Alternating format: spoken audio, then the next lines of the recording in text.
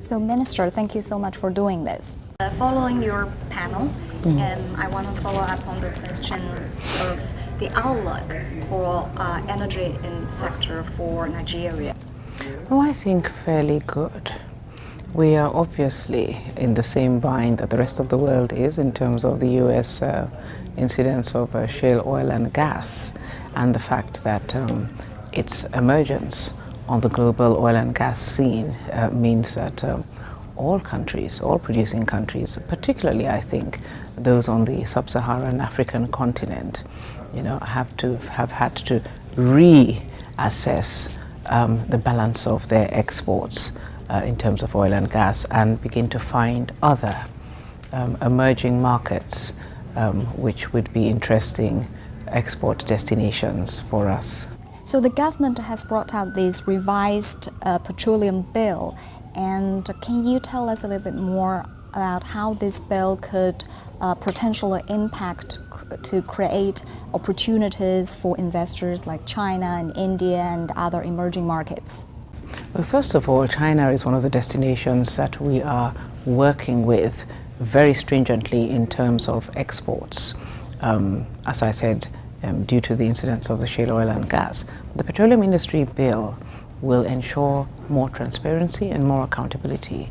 It will ensure that investors have much more of a long-term handle on their investment prospects, to ensure that what they're putting into the country will give them the requisite returns on investment, particularly as we go into the deep and ultra-deep plays, offshore, where many of the multis will be taking part in the next 5, 10, 15 years. They have to be sure of the sanctity of their investment, and the fact that the legal parameters will protect them going forward with these investments. And so we expect to see emerging markets such as China and India coming into the play over the next 5 years.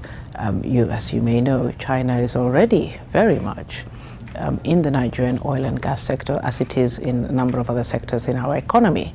What we expect to see over the next 5 years with the emergence of the petroleum industry bill is China taking much more of an acreage investment in our blocks, particularly in the deep and ultra-deep. And among the international investors, as you highlighted, China has been an active player. So what kind of, how do you assess China's investment scale and impact in Nigeria? Oh, I think that Nigeria-China relations from an economic point of view have been steadily progressing over the last 5, 10 years or so.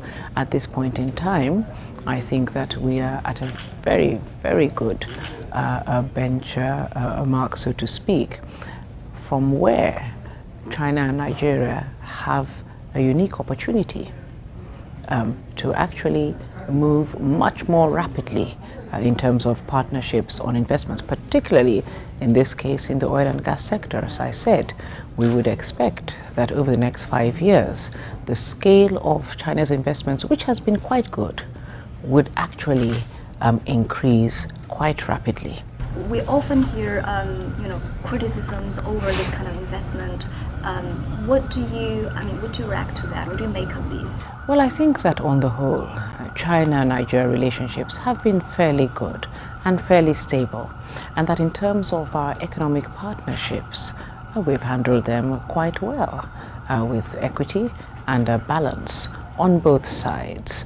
The hope is that as we go forward, we can increase the level of investment, but with equity in terms of the way that it's handled by both China and Nigeria. What messages you would give to Chinese investors in your industry in particular? What opportunities are there for them when they invest? I think that the scope of opportunities for Chinese investors in the Nigerian oil and gas sector are quite numerous at this point in time. There are opportunities in the upstream, in terms of actual block and acreage coming into that. There are opportunities in the downstream sectors, in the refineries, in the setting up of petrochemical plants, setting up of fertilizer plants, methanol plants, LPG facilities.